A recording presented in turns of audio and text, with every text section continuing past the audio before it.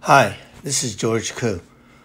There were two panel discussions at Stanford this week on the Hoover report, the one that you probably have heard about already on Chinese influence on the U.S.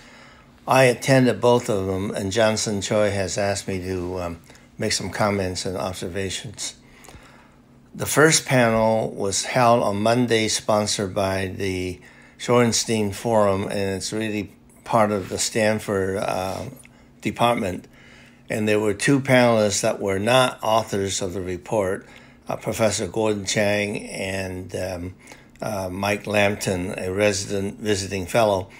And they didn't see eye to eye with the report, and so consequently the discussion was much livelier.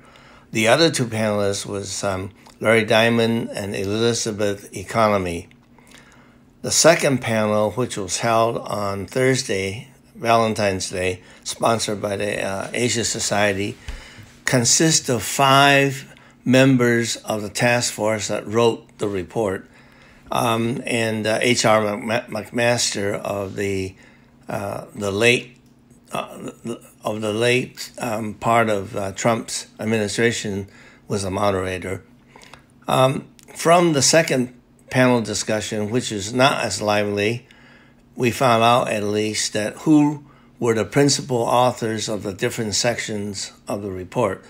Elizabeth Economy wrote the section on think tanks and universities. John Pomfret wrote the section on Chinese Americans and also on the media.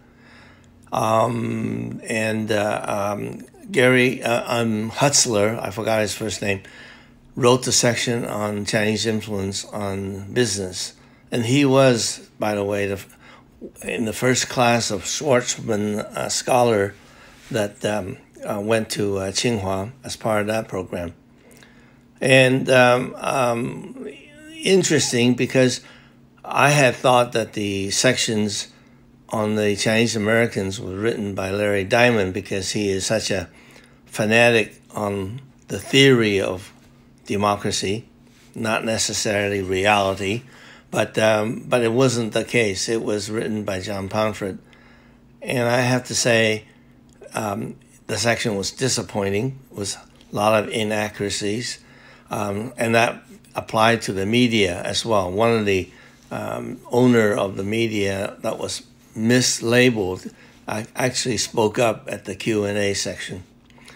On the whole, I think the report, this one and the subsequent report that Orville Schell and Susan Shirk has published and will be talked about, and I'm sure both reports, the Hoover report and the Asia Society report by Schell and Shirk, miss one very important basic consideration, in my opinion, and that is that we're not living in a unipolar world anymore where the United States calls all the shots and make all the rules and expect everybody to follow. We are now in a multipolar world, and other voices and other interests must be taken into consideration as well. And that's something that I plan to write about, because we really need to figure out how the two powers, United States and China, will get along on a win-win basis, because the only stable relationship is if they both win. If one wins and the other one loses, it's not stable. It will devolve into a lose-lose situation, something that seems to me the Trump administration don't understand, and these task force team do not take into consideration. That's it. Thank you.